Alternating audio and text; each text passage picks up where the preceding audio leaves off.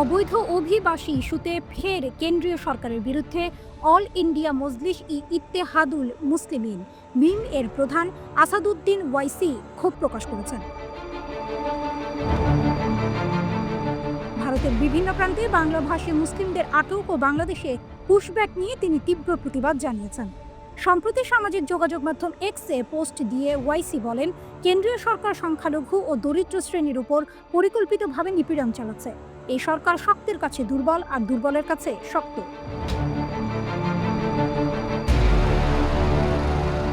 তিনি অভিযোগ করেন, বাংলাভাষী মুসলিমদের বাংলাদেশি তকমা দিয়ে বেআইনিভাবে আটক করা হচ্ছে, অথচ এদের অধিকাংশই ভারতীয় নাগরিক।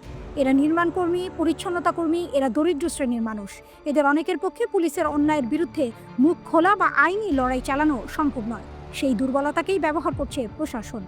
ওয়াইসি গুরুগ্রামের জেলা শাসকের একটি নির্দেশনার প্রসঙ্গ টেনে বলেন, রোহিঙ্গা ও বাংলাদেশিদের চিহ্নিত করে ফেরত পাঠাতে এসওপি অনুসরণের কথা বলা হয়েছে, যা ভাষাভিত্তিক গ্রেপ্তারকে উৎসাহিত করছে। তিনি বলেন, কেবল কেউ বাংলা ভাষায় কথা বলেন বলেই তাকে গ্রেপ্তার করা যায় না, এটি পুরোপুরি বেআইনি। সম্প্রতি পুনে পুলিশের অভিযানের প্রসঙ্গ উল্লেখ করেন ওআইসি।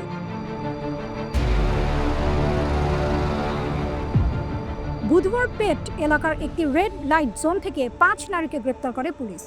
অভিযোগ ছিল, তারা জাল কাগজপত্র ব্যবহার করে ভারতে প্রবেশ করেছিলেন এবং পরবর্তীতে পতিতাবৃত্তিতে জড়িয়ে পড়েন। যদিও পুলিশের দাবি তারা একটি মানব পাচার চক্রের সঙ্গে যুক্ত ছিলেন এবং জাল কাগজপত্র ব্যবহার করেছিলেন। এই ঘটনার পর ওয়াইসি প্রশ্ন তোলেন, বিচ্ছিন্ন কয়েকটি ঘটনার অজুহাতে কিভাবে হাজার হাজার বাংলাভাষী মুসলিম নাগরিককে অবৈধ বলা যায়। ওয়াইসি এই পদক্ষেপকে ব্যাকডোর এনআরসি আখ্যা দিয়ে বলেন, বন্দুকের মুখে কাউকে বাংলাদেশে ঠেলে দেওয়া যায় না।